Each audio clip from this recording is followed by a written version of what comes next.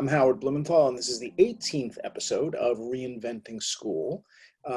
Today, we're going to go more deeply into the world of distance learning and some of the related topics. So here's the basic theory, or at least the starting point, and then we'll get into the discussion. Step one, there is this virus going on. It's making life complicated. It's making it difficult to conduct school in school buildings. So we have a combination of totally rational, reasonable public health standards, and a whole bunch of completely irrational, I don't really understand this, but I certainly don't want to go anywhere near it.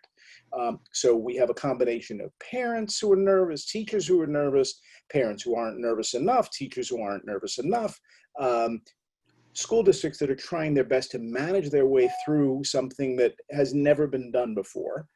And we're doing this at extremely high speeds. We're doing this with very little preparation compared to what we could have done if we had had 5 years to figure this out or something like that. The resources are more limited than they ought to be able to do this. And we're looking at 50, 60, 70 million children and teenagers who are served by a system that we spend an enormous amount of money making work. So with all of that, and with questions about just how good that investment turns out to be in the United States, because on almost every scale, we certainly are not number one. There's a lot of questions that are very reasonably posed about how does all this fit together? Now, if the schools don't continue to be open, or open and close, or turn out to be places that indeed aren't so safe, the next step seems to be some form of hybrid or distance learning. The theory on distance learning is that kids will use some form of technology, typically a computer and a broadband connection, to be able to learn as they would in school. We haven't quite figured out a lot of what that means in terms of how distance learning could work as well as classroom, but we're on our way and we're experimenting, we're trying a lot of things, and we're learning a lot of things as we go. And there's nothing wrong with that, except for one piece. I don't think everybody in the United States has broadband. And if they do, I don't know how fast it is. I don't know how available it is. So let me start out by saying, here's what I think the case is, and then we can take that apart.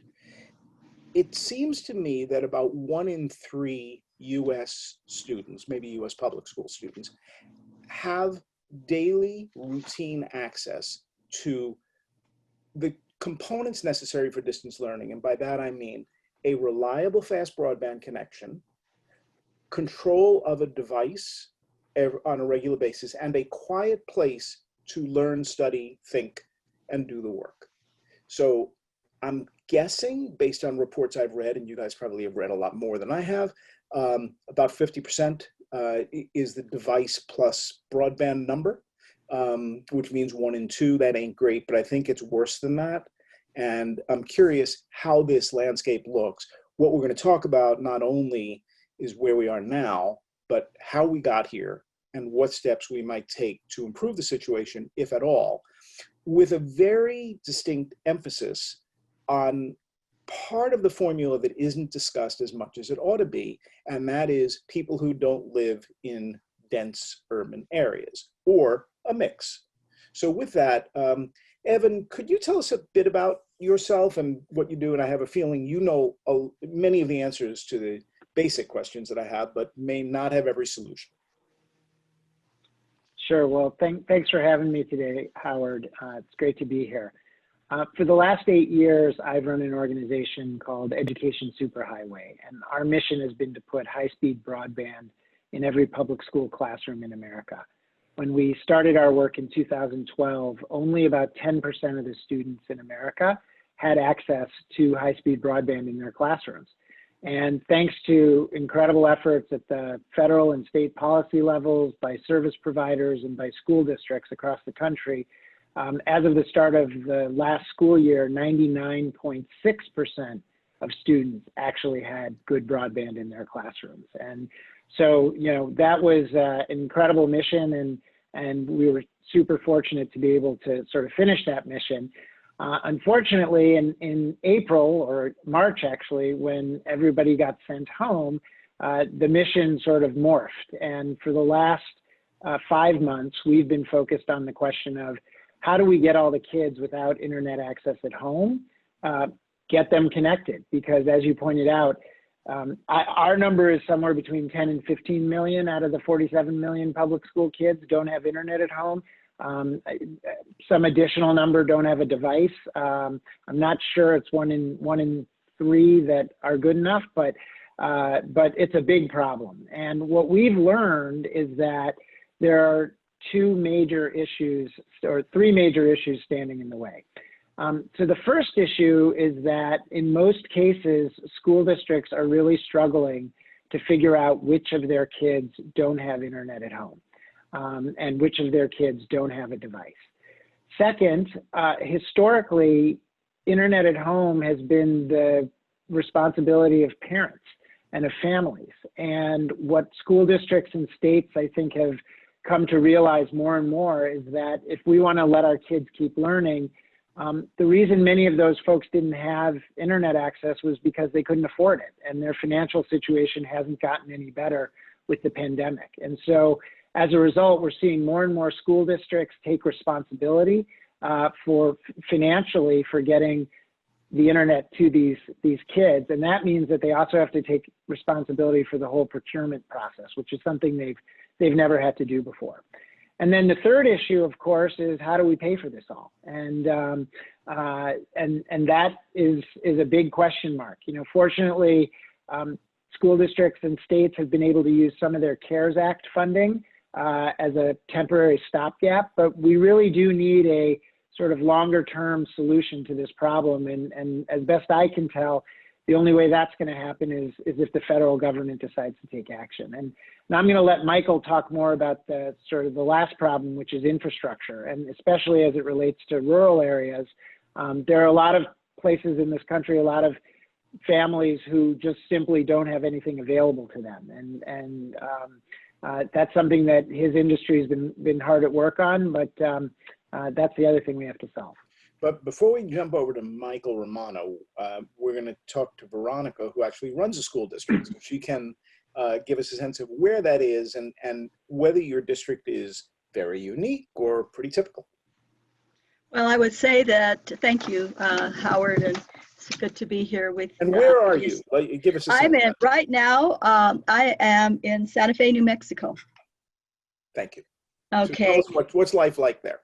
Life here is beautiful. It's what we're in the high desert. It's gorgeous. It's a beautiful day, and wonderful people, cultural diversity. But we have our challenges for sure. I want to just start with the elements that you listed, and I think there are other areas that add complexity to this issue that we should talk about. So, you know, you talked about, you know, kids having a quiet place, control of a device, and access to broadband. And it gets more complex than that, especially if parents aren't at home or they are working, like some of our teachers, and you have kids at home with them. I mean, that is a tremendous issue, especially if parents are not, you know, digitally savvy or do not speak English. That presents a whole nother level of complexity. The other level of complexity, do you have the appropriate curriculum? And have you provided professional development to your teachers so that, you know, you might be a fabulous teacher in face-to-face, but teaching remotely requires a whole different skill set. And then you also have to add the next level of complexity, and that's with children with disabilities, that remote learning may be highly inappropriate, as well as children pre-K, kindergarten, first grade, second grade. I saw a meme on the internet the other day that said, I'm in kindergarten, I've just received my email, my password, and a whole list of other things, and the child doesn't even know their ABCs yet, right? And so, you know, we're talking about children, right, that need to interact with manipulatives and socialize with other kids. That's a very important part of early childhood education. So add all of this to the things that you're talking about, and you can understand what keeps superintendents up at night. Now, with that said, Santa Fe Public Schools is unique. One, we have Chief Information Officer, Dr. Tom Ryan, who is the past president of COSIN and is very, very savvy and very sophisticated about distance learning. We like to call it connected learning.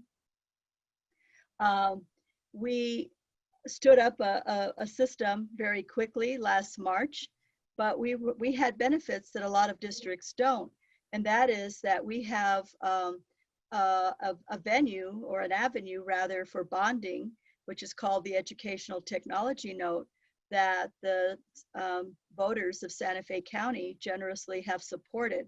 So every child in my district either has an iPad for the littles, as we might want to call them, and then third grade up, and now we're moving it to second grade and up, have Chromebooks.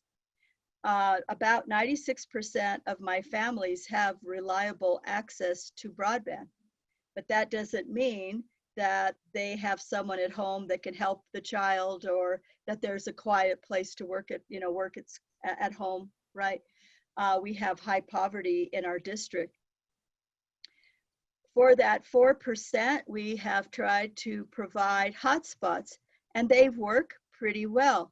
However, if you don't have cell service, reliable cell service in your community, then hotspots don't work. We also don't necessarily have the bandwidth that you always need, so you can connect, but then we'll say, okay, turn off your cameras so that you can better be able to communicate or to be able to teach. We have partnered with the city of Santa Fe to have more public Wi-Fi and access. Community centers right now, we're working with the city in being able to provide more access in terms of mobile home parks and areas that do not have access to public broadband or access to broadband, period.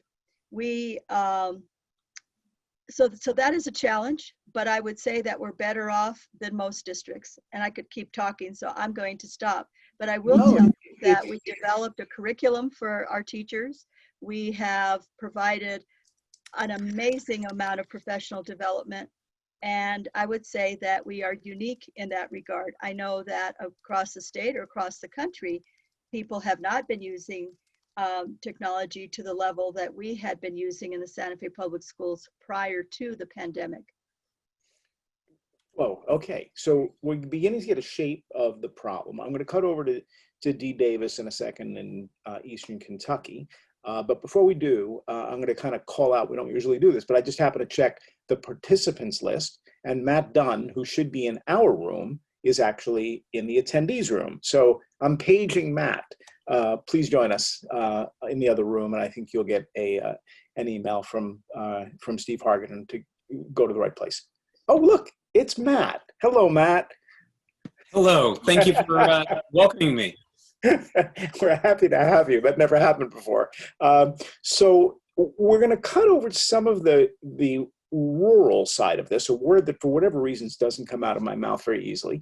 But Dee, give us a sense here. I mean, is life in Whitesburg and surrounding areas similar to what Veronica has been talking about in Santa Fe? And if you can give a sense of kind of what your region of the United States feels like, and what some of the issues you guys deal with look like. I've been to the library in Fleming Neon, so I know that people camp out outside the library to use the broadband. And I know there's some very, very good food there, but beyond that, we'll go. Well, I know Santa Fe a little bit. We did the National Rural Youth Assembly there about 10 years ago, and I've certainly had different reasons to travel there. And it's pretty vast, and it's a different kind of rural, but it's pretty, and it's has its own challenges, and it has a sustaining diversity there. I think where I live right now is in the Appalachian coal fields. Employment has kind of fallen off a cliff in the last 10 years because mining jobs have gone away, coal mining jobs, and that's meant a lot of adjustment. It's also meant a lot of people moved out. But throughout rural America, there's really a similarity in the sense that what we used to do for a living is more and more our identity. We used to be coal miners. We used to be farmers. We used to work in the, we were lumberjacks, or we worked at the factory down the road. And more as the jobs have disappeared, we've kind of got a cultural connection to what we used to do, but it's not as prominent in our daily lives. What I also say is that people in rural areas want to, they feel connected to everybody else, right? It might be a little more challenging. I think 1 out of 4 rural kids lives in poverty. There's some hard scrabble truths we've got to deal with, but the reality is that a lot of kids come from rural areas and do really well. They come back and work in their community. They go out and succeed in other places.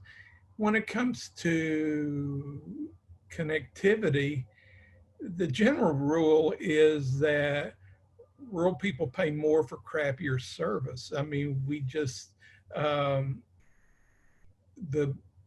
major plans to connect rural communities to the internet have been hodgepodge, and most of the time they have been low priority, or when the promises are made by the big telcos, we're going to come in and we're going to do it.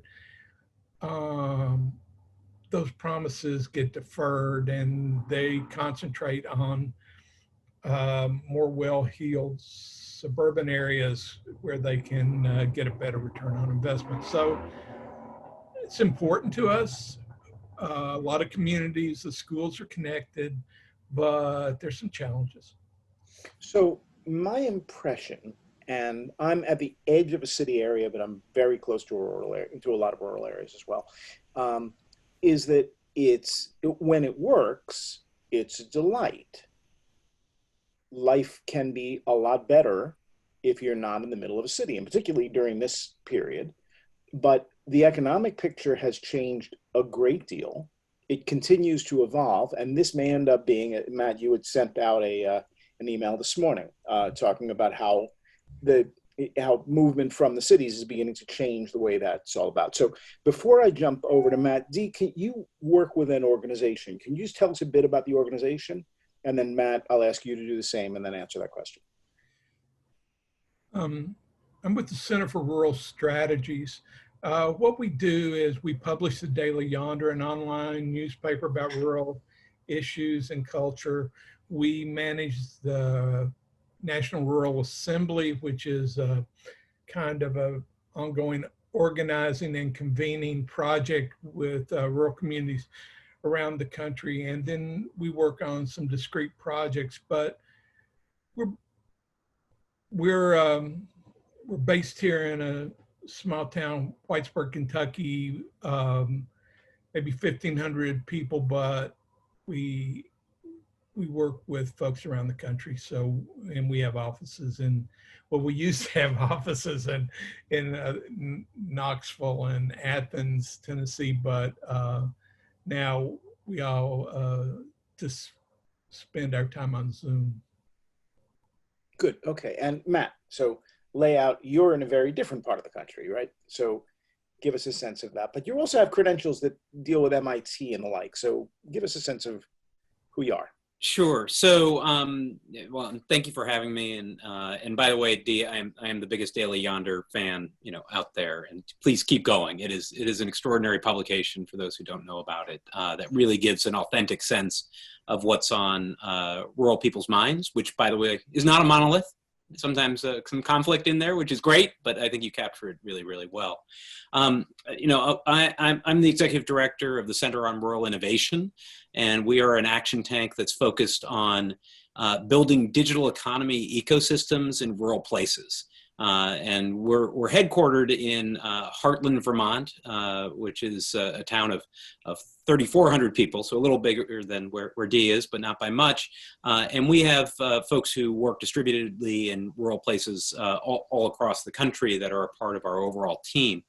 And we put the organization together after in 2017 to try to address the rural opportunity gap.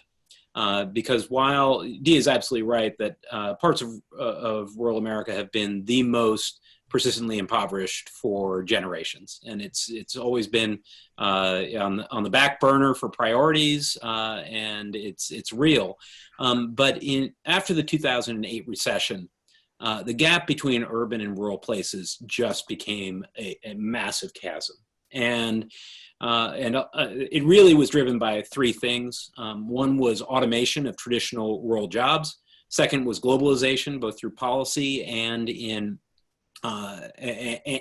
by automation that allowed for working with low-cost labor anywhere in the world.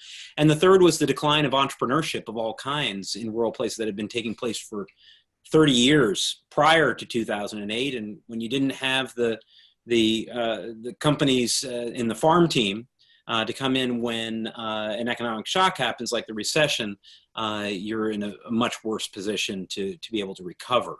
And so a majority of rural communities have not even gotten back to their pre-recession levels as of January of 2020. And then COVID hitting, affected different rural communities in different ways, but certainly ones that were dependent on tourism have just gotten hammered. And it's a very difficult time. So what we believe is that a path, and certainly not the only path, and Dee's organization does a much more comprehensive look at all the issues around rural communities, but we believe that rural places need to have some ownership of production in the age of automation, right? There is unbelievable technology and innovation skills in rural communities, but there's become this, this mantra that for some reason rural folks can't code, that they can't come up with new ideas to solve market problems. The only thing they could do was ag tech, all of that stuff. And it's just not true. And there's lots of evidence to show otherwise. But we've been out there sort of beating that drum, working with 20 communities across 18 states that were all doing this kind of innovation-based ecosystem building. And we were trying to make the case that you could really do this. You could do digital jobs remotely. That you could build out this kind of ecosystem on a more distributed basis. And then COVID happened. And all of the arguments that, you can't do a tech boot camp anywhere but a city because you don't have a critical mass, well, they just put all their programs online. And the folks who said, you can only work if in a big city if you're going to work with a tech team, now they're all online. And so there's a moment here, which isn't going to be an easy one, but there's a moment where you could actually think about the country in a more inclusive way for those kinds of jobs and economies. But it is dependent on broadband. And what we've seen in our work is that in rural America, it's either a 0 or a 1, right? Either it's pretty lousy broadband, as Dee says, that you get charged more and you get marginal service that gets taken down every time a windstorm comes through, or the rural communities use their scrappy ability to leverage things like municipal electric companies and cooperative electric companies and small telephone companies who have been on the front lines of this work, and they've built fiber to the home. And it's just a really interesting contrast. And with small telephone companies that were there and built because the large telcos wouldn't come, and the municipal and cooperative electric companies that were put together because the for-profit electric companies wouldn't show up there. That same infrastructure is allowing for some rural communities to be able to leapfrog and not do marginal broadband in between bad DSL or trying to depend on satellite, but actually going to world-class gigabit speed internet. And I spent I was the head of AmeriCorps Vista when we were doing the first digital divide initiatives, and then was head of community affairs at Google, involved with Google Fiber. And it's been fascinating to see the Wilson, North Carolinas, and the Cape Girardeau, Missouris, who have gone and built as fast internet as we were trying to build in Nashville, Tennessee, with Google. So there is a path, and there is a way to do it. We just need to make sure that it's inclusive all the way across the board. All right, so let me pull this back to kids, and I'm going to talk about some kids that I met. I spent 2 days at Fleming Neon Middle School, which is just around the way from the library, and the kids taught me an enormous amount. What they taught me was, number one, they're going to do it, but they're going to stay home. They did not want to leave. They felt that the place on earth where their families had settled, despite the opioid crisis, because I was there in the middle of that, and despite all of the issues with empty storefronts and everything else, there was such a passion for community, such a strong feeling for one another and taking care of one another, and what that meant in terms of multi-generational, and how much learning they had taken in because they felt they needed to. Now, I've interviewed kids all over the world for this Kids on Earth project, and this was, for me, the giant revelation that there is so much more to it. And I'm a city kid, so to be around open areas is like, that's a thrill for me still, even though I've been living in this area for 30 years. They really enlightened my way of thinking. And now that we're seeing people leaving the cities to go to places like this, there's a real opportunity. I agree with you, Matt, about what might happen. But then I talked to a friend who's down the road from you in Woodstock, Vermont, for example. And he's like, well, yeah, but if you go this far, forget about internet. And on from there, right? So how does that world-class thing happen if we're facing these challenges? And I want us to focus very much on kids, on students. So we have this macro issue of we've got to build everything, but if the kids don't stay, if there isn't good reason for those elementary school kids, those middle school kids, those high school kids to come back after college or to stay there and build businesses, we lose so much, and you guys will be able to articulate that. But I'm going to jump over to Michael Romano, who works with small telephone companies, who works with small companies of all sorts, trying to pull all this together. Good luck with that. How does this work? I mean, and why doesn't it work? And why is it so complicated? And just give us a primer here and tell us what you do, please. Yeah, sure. So thanks, Howard, for having me. I'm Mike Romano with NTCA, the Rural Broadband Association. Dee mentioned the big telcos. We don't have the big telcos in our membership. Our largest companies may be 100,000 lines spread across 20 states. Examples of our membership include People's Rural Cooperative in Kentucky and McKee, Kentucky, Waitsfield and Champlain Valley Telecom in Vermont. The kinds of companies that are investing, they live in these communities. They're headquartered in these communities. They live in the bed they make, basically. I mean, if they don't have good broadband, it's their kids, their grandkids, to your point about bringing it back to the students, who are suffering as a result, and it's their communities. So we have a number of smart rural communities and gig certified capable providers around the country who have done just what Matt described, which is put fiber to the premise networks into very deeply rural areas and are able to essentially market themselves to the rest of the world and to those students who want to come back home after college as, you could come back and live in a smart rural community. This is somewhere really celebrating the use of the network. I mean, we spend a lot of time talking about network availability, the capabilities of the network. At the end of the day, it's really about the use of the network. And I think this pandemic has really highlighted, and the issues with remote learning and telemedicine have really highlighted in particular the importance of network use and what kinds of uses you can make out of the network. Dr. Garcia mentioned hotspots. They're a patch right now, perhaps in some places where there isn't a network available. They're not a long-term solution. They're not going to be able to handle the kind of capabilities and capacity that we want to have. Even if the kids can go back to school, we want to have the ability to have better remote learning at home. We want to have the ability for telemedicine. So those are the sorts of things we want to make good use of these networks with. And fortunately, in many places in rural America, our members serve roughly 35, 40% of the US landmass, but only 5% or less of the US population. 60% of their customers have fiber to the premise connectivity. 60% of their customers can get 100 megabits service. It's a great story. There are still parts of their area certainly that need to be addressed though. And there are the other parts of rural America where, Howard, to your point, that same level of investment hasn't happened. And in large part, it's because the business case isn't there. If you're not invested in the community, if you've got the choice to invest in a suburban or an urban area or in a rural market, and especially if you've got a shareholder to whom you have to answer, you're going to go where your ROI is the quickest. And that's not a rural area where the payback on that sort of investment's 10, 15, 20 years. And so Evan, take this apart for us. That can't be the argument that stops us.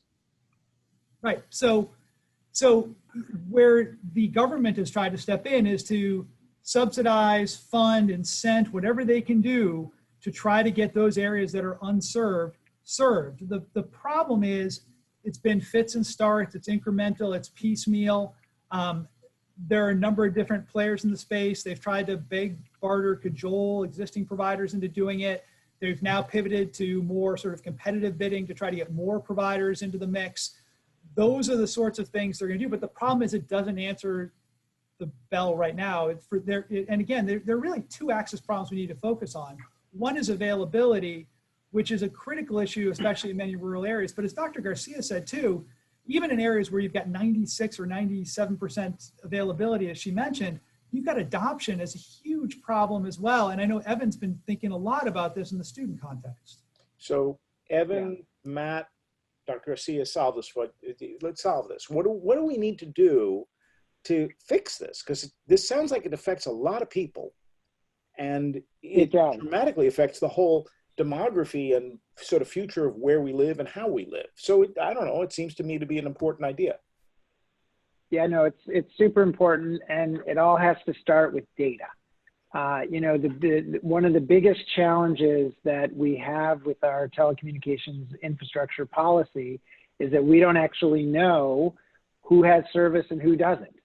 And what we learned over the last 8 years in our work with schools was we, you know, fortunately made the decision that, well, we can't go solve this problem of connecting 100,000 schools in America if we don't know which schools don't have internet and which schools need better internet. Let me stop you for a second.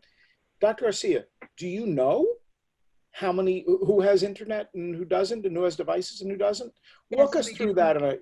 We have about 13,000 students in the Santa Fe Public Schools, and yes, we do know who has internet and who doesn't. We're also working with some nonprofit organizations that are looking to help us fund access to cable internet for some of those families and pay the fee. It's relatively low. It's about $9 a month to assist us with that.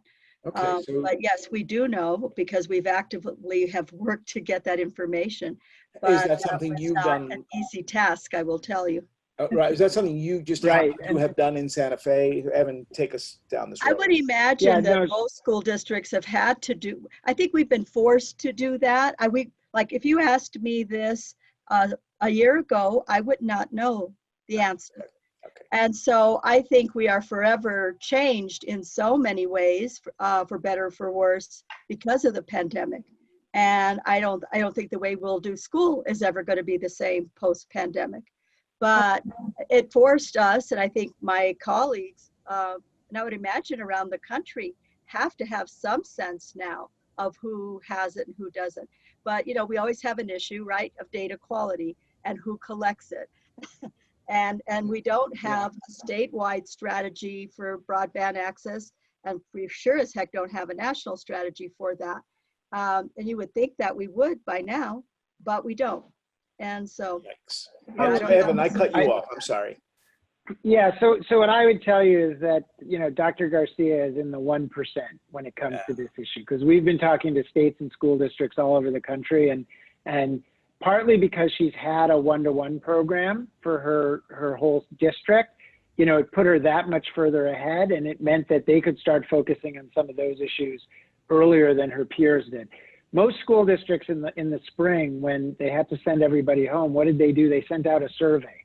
Often they sent out a survey electronically to find out who doesn't have broadband. Well, if you don't have broadband, it's kind of hard to answer the electronic survey. And what we know is that most school districts got maybe 30–40% response rates to the surveys that they did, and so they don't really know.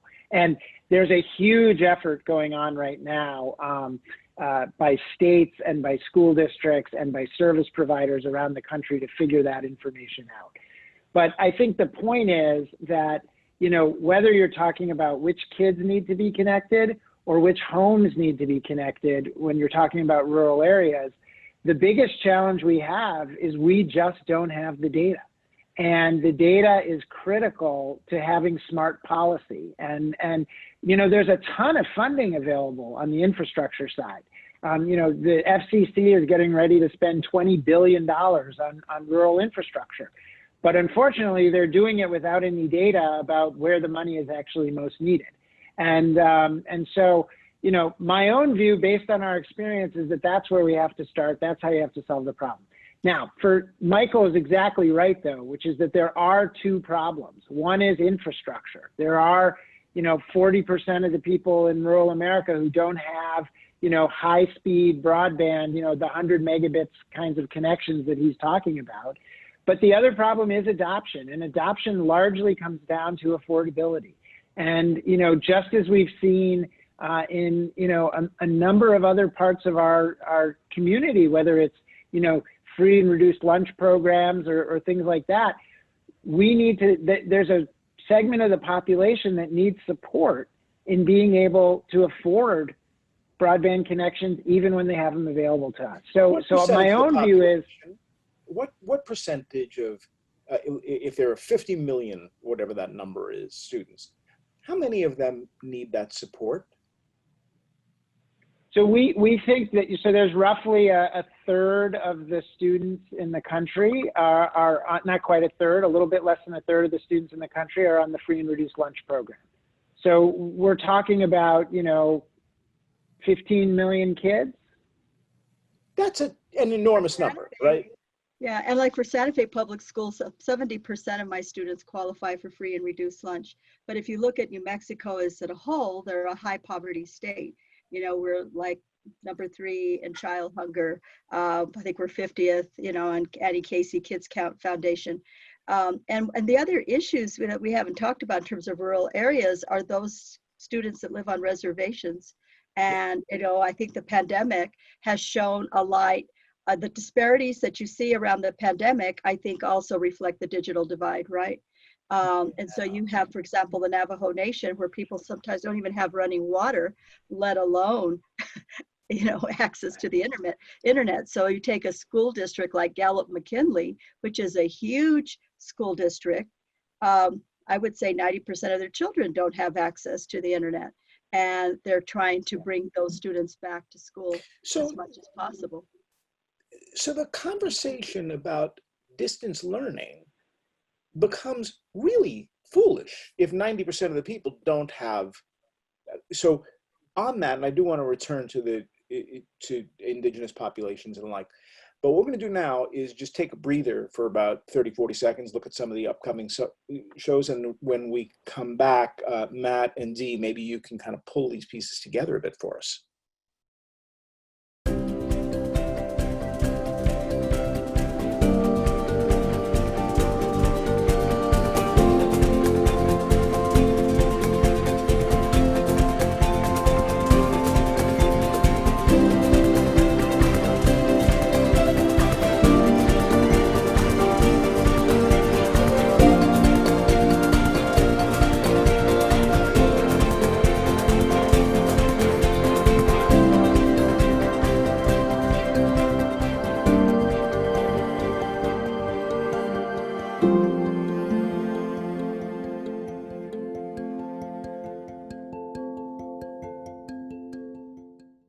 Coming back into this conversation, I thought the situation was bad, what you're painting is a situation that's a whole lot worse than I'd realized. And I already was on the, yeah, we got problems. So how do we communicate to other Americans, to people around the world, that we've got real third world issues here in abundance, that if schools close because we're not being careful about masks and all that, that we really don't have an alternative. It's school or blank. And if we're going to step up, now would be a pretty good time to do it. So what's involved in stepping up? Matt or Dee, you want to grab that? I mean, look, I think you're absolutely right. And to the point that was brought up before, my wife's on this local school board here in Heartland. And what the school leadership is thinking about all the time is, if they roll out a remote curriculum, is it equitable? Right? I mean, Howard, at the end of the day, if there is a chunk of those kids who can't get that same access, or if the video's really bad, right? If you're trying to do an interactive thing and you've got terrible upload speeds, it creates a huge problem for them to feel that they're actually delivering equitable education. But on the policy side, we talked about funding. We talked about the fact that I think what Evan was referring to is the FCC data is terrible. It is absolutely, in fact, it's almost damaging, because it is so bad, it's not even consistently bad.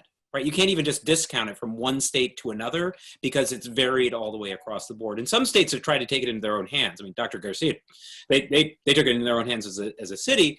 Georgia went and did their own analysis and just showed how bad it was, and now have a map that's comparing it.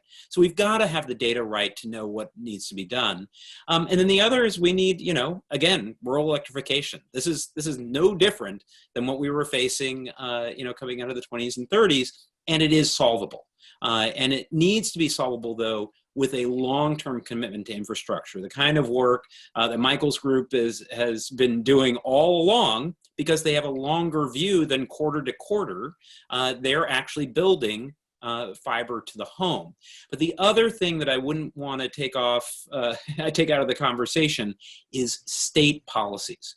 There is a large number of states in our country that, because some rambunctious rural communities started actually building fiber to the home using municipal electric companies and other infrastructure, literally made it illegal to be able to do that kind of infrastructure build in some of their states. And that's been a huge barrier. And so there was a piece of legislation that passed the US House of Representatives that would actually advance the kind of capital that's necessary, but more importantly, the kind of policies in really kind of wonky things like pole attachments that would allow for communities to deliver the kind of infrastructure that they need for their people. And that's got to be an emphasis, a focus. The good news is we can do it. We've got lots of different models of places that have gone and done it if they have a longer term view. And your friend in Woodstock may want to check in with his neighbor soon, because in fact, an organization called EC Fiber, which is a telecommunications union district, sort of based on fire districts, banded together a bunch of different towns, and they've delivered fiber to the home in communities of 600 people. So and it's sustainable. So you can do it. But you've got to have the policies in place. You've got to have folks that are out there doing that investment on that early stage. And then you've got to invest in fiber so that you have something for the long term, so that we're not in this place of inequity when the next pandemic comes along, or as we evolve our education opportunities to be able to have more and more and better content delivered online. This sounds like rural redlining to me in some ways. But before I get into the why of it, Dr. Garcia, please. Yeah, I'm not going to sleep well tonight if I just don't say this. And that, when I was talking about equity, and whether we're talking, rural communities or, communities of color, poor families, let's just say that we address the equity divide, right? I mean, the digital divide. And, we had equitable equitable access. You still have the issues that so many of our families are essential workers, They have to, they're going out and working. And so what the other light that this is shown on is childcare. There is not equitable access to childcare or support at home. So you have so many kids at home that their parents are not there to support them. And so, while yes, we can solve that issue, it's so complex so that even though my kids have access, because so many of their families are essential workers, they're having a heck of a time being at home. And we're working with our communities to get volunteers and whatnot, but it's a real issue right now. You talked a little bit about it a while ago, Howard, of all the importance of kids being in school and the things that they get, not to mention the social emotional aspect of it. And for children living in poverty, that's, even if we deliver meals to, as much as we can, it's not the same as the hot lunches that they get at school or breakfast. And so it really has been a triple whammy, I think, to children who are poor, children of color, children who don't have access. And I think maybe it's thank you. I think maybe it's quadruple whammy, because the opioid crisis certainly affected the lives of the kids that I interviewed in Eastern Kentucky, as they talked a lot about being raised by grandparents, or don't go into that house. I remember in McNichol, is that what it's called?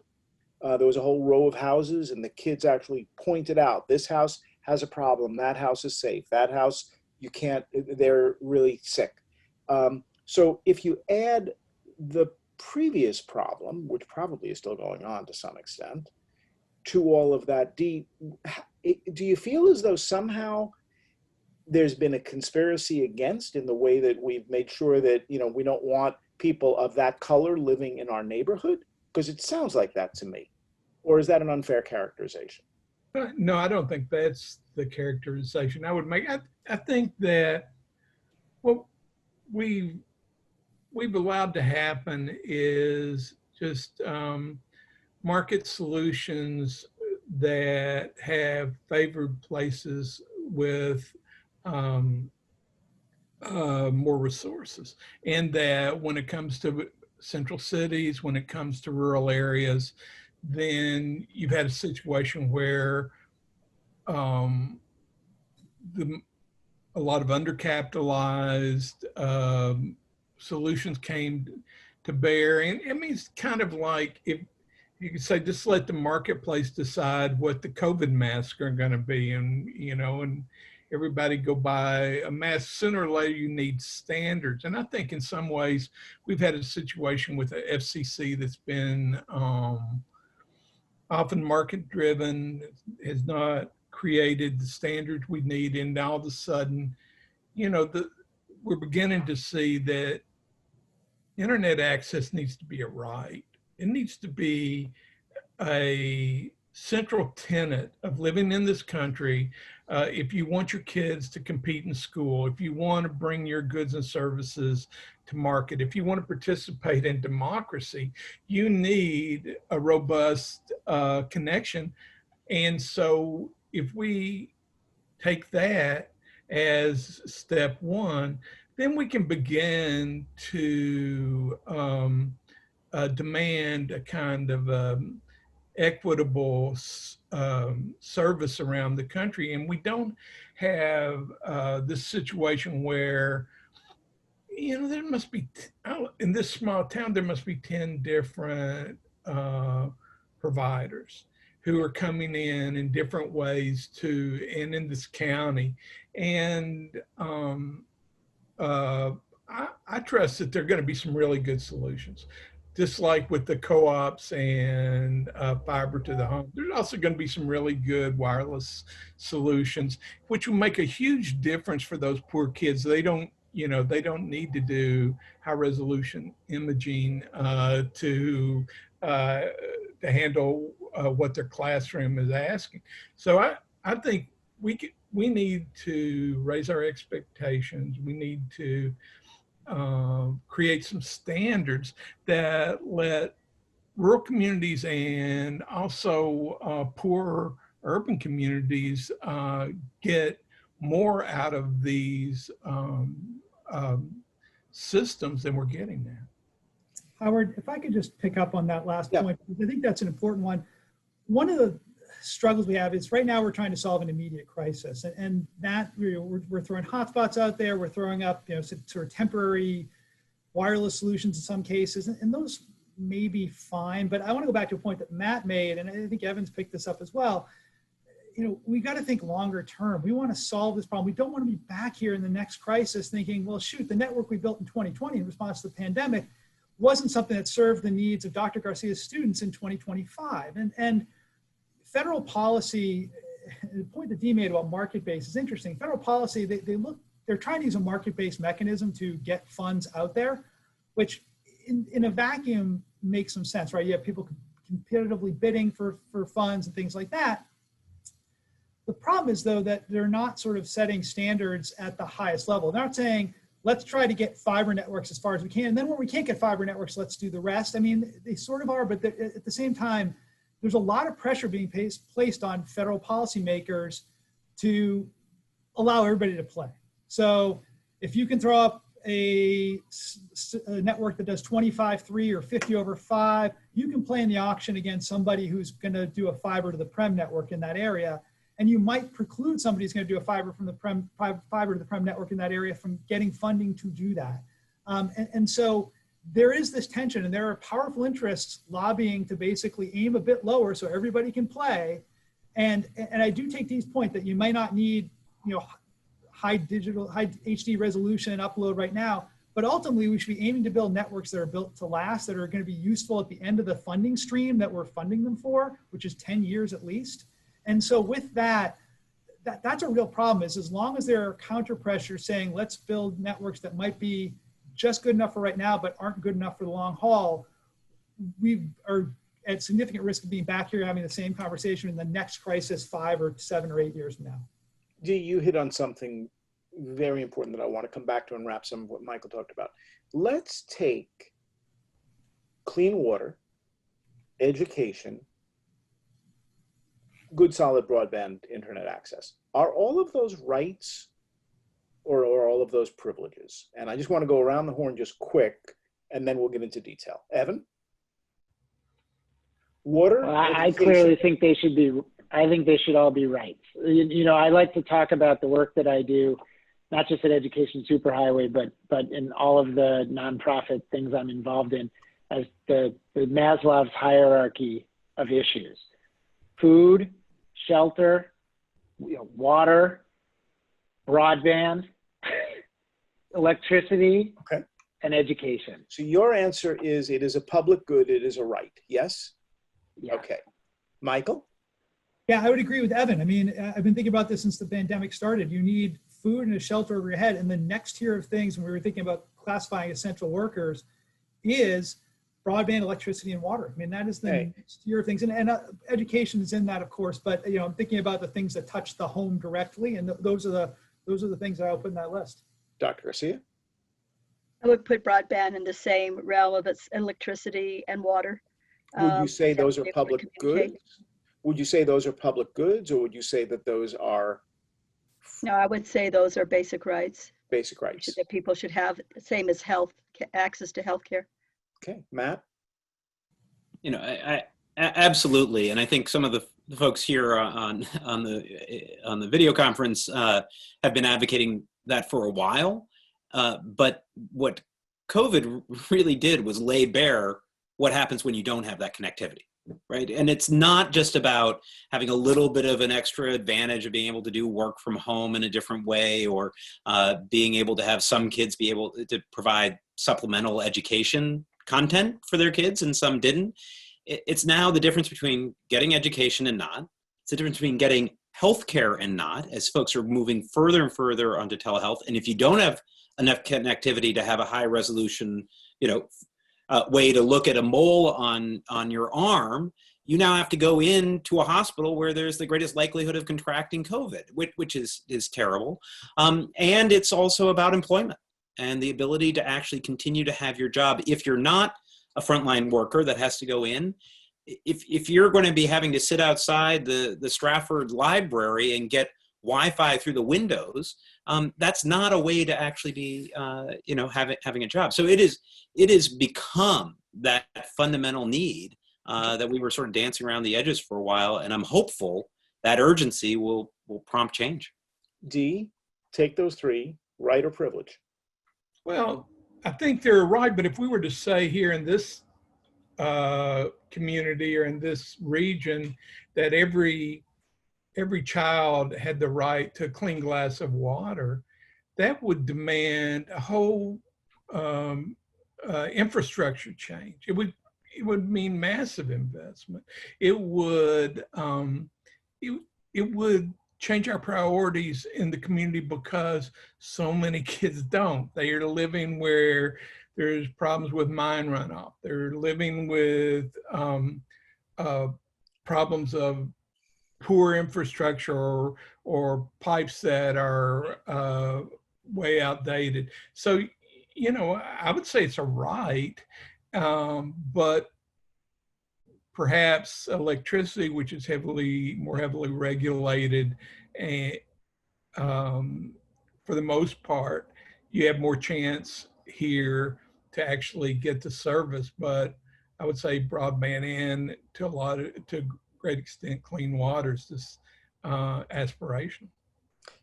And yet, water is managed by utilities that, although they are regulated and standards are set and all that, are commercial businesses, yes?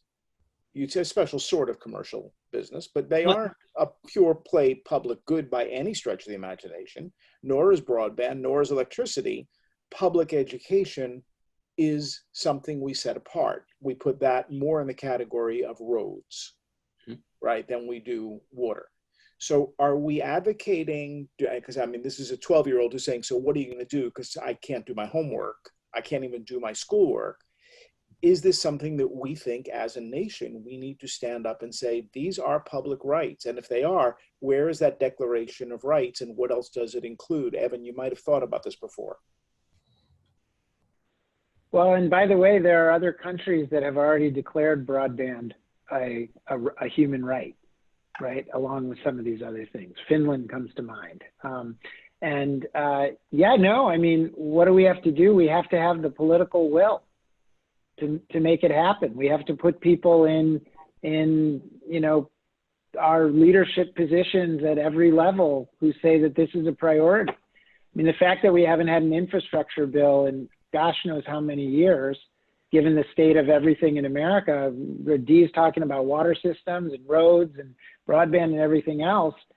It's clearly not, it has clearly not been a priority for people. Why is this so hard? So Howard, though, let me, you know, you can call it a right, you can call it what you want. There's actually a federal law that mandates universal service right now. It is in existence. It's actually been in existence for 70 plus years. It's been applied to broadband. So there is a federal mandate to deliver universal service, reasonably comparable service in rural and urban areas alike. I would echo Evan's point. It's about political will. It's about, do we want to take the steps to stand up and fulfill that policy? And you know, the problem often comes in the fact that it goes back to one of the comments made early on. There's unique challenges out there. Every area presents its own unique challenge in a way. What you need to do in Montana is different from what you need to do in Vermont, what you need to do in Kentucky versus New Mexico. And so what ends up happening is this gets so complex that we end up with solutions that don't fit everywhere very well, and we end up with this as a result. I'm 12 years old. I'm listening for an hour to a group of adults who know more about this than almost anybody in the country. When am I going to be able to do the work? What do I need to do as a 12-year-old? Because clearly the adults are not carrying the ball. So, so what is it that we need to do to change this? Because we're so caught up in these political systems and all that, that as much as I know about this, and I know a little bit, it's really hard to follow this conversation. And I love you all dearly, you know that, but what is going on here? Why is this so hard? Let me shine a little sunlight, I guess, on what would otherwise be a pessimistic conversation. I mean, progress has been made compared to where we, 10 years ago, or I guess, yeah, 10 years ago now, the National Broadband Plan was articulated and released, and it aimed to get 4-1 broadband, 4 megabits broadband down, 1 megabit up to rural America by 2020. We've far exceeded that. So we have a long way to go, but I would say we've also made a lot of good progress in the last decade. There are a lot of good programs out there. There's been $1.7 billion put towards broadband through USDA in the last year and a half. Evan mentioned the $20 billion before.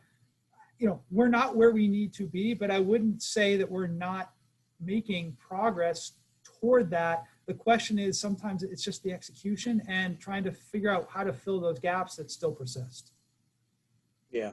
Howard, I would, yeah. You know, what I would tell that 12-year-old is to call their state legislator and their congressperson's office and say, you know what, this is important to me.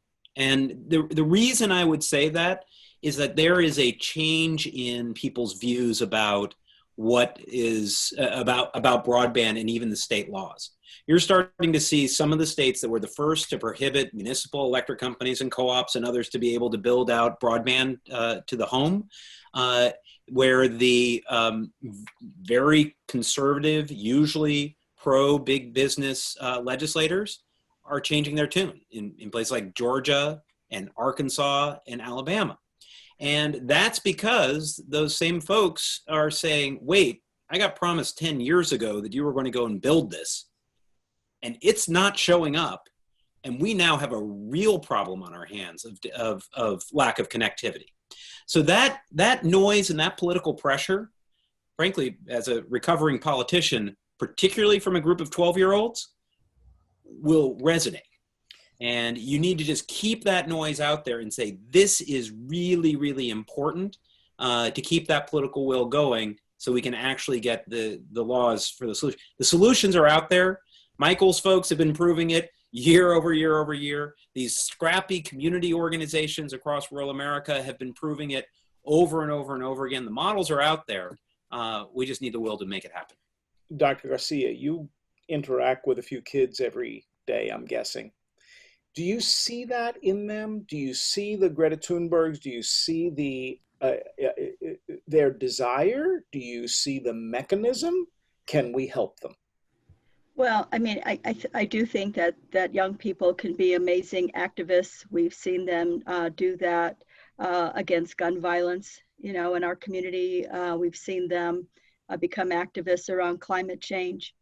And I think it's a matter of giving them that space to be able to talk about it and to organize around it and to talk to them about what difficulties you're having. As again, Santa Fe Public Schools is an outlier. I was former Secretary of Education 18 years ago. I can't remember how long ago it was. And, you know, I think we tend to create public policy on an urban model, and we don't really look at public policy and how it's going to work in rural, small populated areas.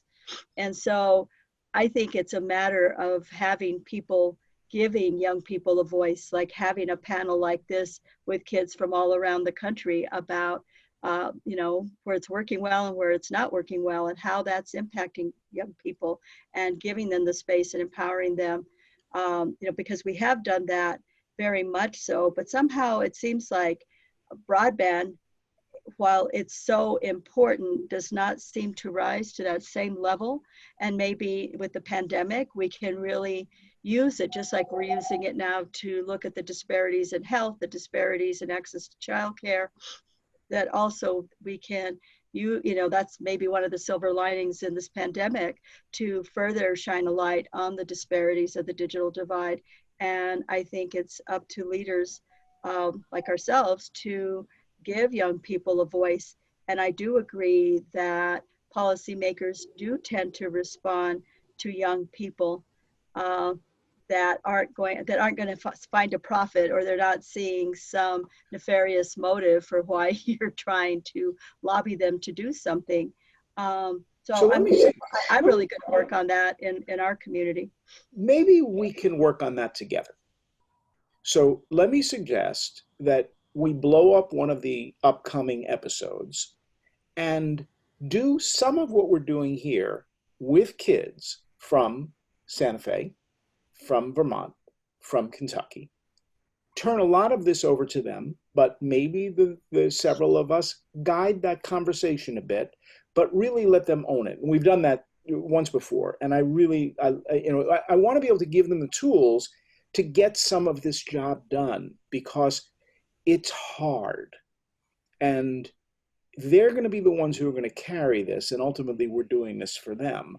So if that's something you guys would be interested in doing, we can do that offline and figure that out. But I just think that we need the kids in the conversation. Yeah, I'm in. So yeah. So with this, what I want to do is I want to roll the credits and say thank you to everybody, and then typically we hang out for a few minutes afterwards, just if we want to do a little post game, and in this case, we may want to do that. So with that, thank you everybody for watching, and we will be back next Thursday, probably talking about teachers, which seems like an important thing to talk about in the midst of all this as well. So have a good week, everybody, and after the credits, some of us will hang out.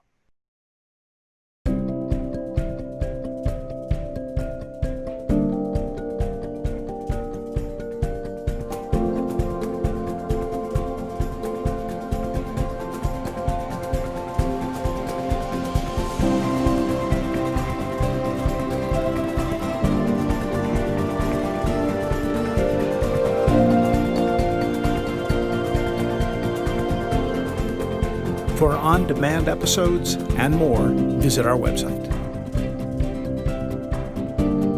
Kids on Earth contains hundreds of video interviews with students from around the world. Learning Revolution is a global collaboration network for people who care about learning. Be sure to join us next Thursday for a new episode of Reinventing School. Thanks for watching.